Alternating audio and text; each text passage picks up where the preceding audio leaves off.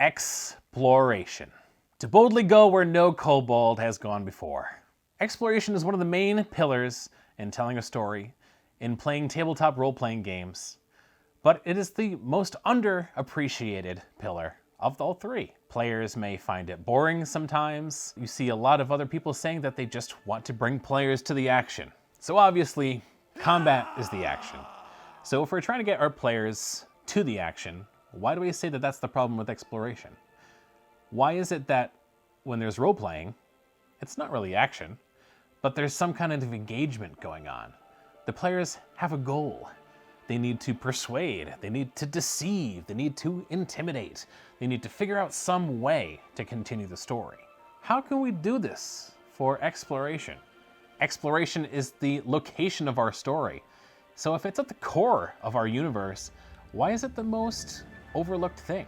To find the answer to our dilemma, we're going to travel back in time to 2016, when a little game called No Man's Sky was released by Hello Games. The release was a debacle, to say the least. What the game started out as was just a sandbox, a beautiful universe that you could explore to discover animals, plants, new planets, fly through space, and that's basically all it was. Now we can understand why players have such a hard time exploring when all that's really happening is things are being described to them, which can be really fun in a certain light and really fun for introducing a new land to a player. But once the picture is painted, then the player doesn't really have any more investment other than that. You see, exploration is the sandbox. And what do you find in a sandbox? Sand. I don't like sand. I know, Anakin, neither do I. Sand is pretty boring on its own. And as a wide-eyed drooling kindergartner, the sandbox was only fun when you added shovels, toys, and water. See, now the sand is fun, because it has changed the way we play with the toys that we already enjoy. In a tabletop role-playing game, the sand is the environment. So in this example, we can use the environment to change the combat encounters we make. We can use the environment in our role-playing, and we can use the environment in our journey across lands. Pay close attention to No Man's Sky as you're playing. What? Storm approaching. Oh, you mean deadly flaming rain? Great. How often do you use weather while your adventures are traveling between quests? So what happens over the next 7 years for No Man's Sky is they start to fill the game with tons of things to do. Wherever you're standing, you can look around and there's something to do. So how do we add this to our tabletop role-playing games? After almost 30 free updates to the game, they decided to add a storyline for players to follow. Now, this is the first thing that we can do to fix our role-playing games, is that if you really want focus on exploration and your world to build and come alive, then your story should just follow the player. In No Man's Sky, wherever they spawn, whatever planet that they start on, is where their adventure begins. Also in No Man's Sky, they'll just give you a waypoint, point you to a planet, a specific side of the planet, and you're expected to search the area for the next piece of the quest.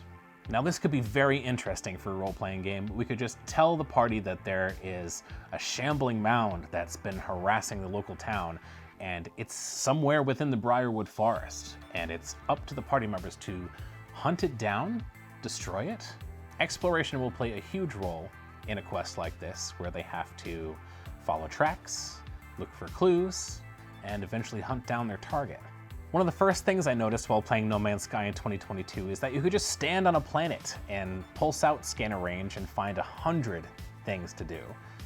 In a game like a role-playing game, we call these breadcrumbs. Breadcrumbs can be anything from encounters to just pieces of lore you discover, maybe a stone slab with a story on it. Maybe there's just a health potion that was dropped and buried onto the ground. The first thing we can take from No Man's Sky is that the adventure is where the player is. It doesn't matter where the player spawns, what planet they spawn in, what galaxy they spawn in. The adventure is right in front of them. So if you're running a homebrew campaign, You can quickly create the adventures where the player is, and exploration can be a main focus of your story. During exploration, they need to be discovering new things about your world, or whatever campaign that you're running in, because that will add more to the story and more to the overall arc of the story that's being told. As a game master, make sure you're always telling your players what they're discovering and point them in directions that they can go. Have them make choices. Maybe they see the creature's lair off to the side of the mountain. Maybe they'll see some burning smoke off in the distance. In No Man's Sky, the player relies on their sensors, so your players in your game should rely on their senses to find new things to do. If you make 20 breadcrumbs, they could be encounters, they could be items that the players find, it could be a little lore dump about your world.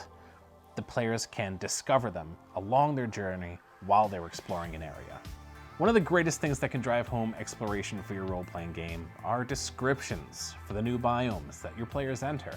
One of the best parts of playing No Man's Sky is leaving a planet, warping to another solar system, and landing on a brand new planet that's wacky and weird. You might land on a planet that has pink dirt, and these large fungus are hopping around, and manta rays are diving in and out of the ground, and the sky is a beautiful deep indigo, and at nighttime the ground turns blue, and the sky turns pink. Print out some images for reference material for your players so they have something to imagine in their mind. Create a map and let them know exactly where they're going. As your players are exploring in this world, keep having them discover new and amazing things. Like maybe during nighttime, if they're in a glacial area, the ice might glow like bioluminescence at nighttime. No Man's Sky is an exploration game first. Give it a shot and try to expand your options as a game master. Exploration is all about entering the wild and exploring the unknown. The only way to engage your players is if they're constantly discovering new, amazing, magical things. Because your common villager doesn't jump out into the wild to discover these things. A lot of people don't know these things about your world. The more world building you do during exploration, the more you enrich the story that you're trying to tell. Use exploration as an opportunity to build the world around your story. Take a page out of No Man's Sky's book and make exploration a labor of love.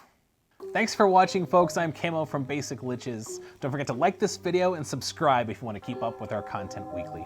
Don't forget what Wizards did to us. Support your third-party creators. Later, Liches.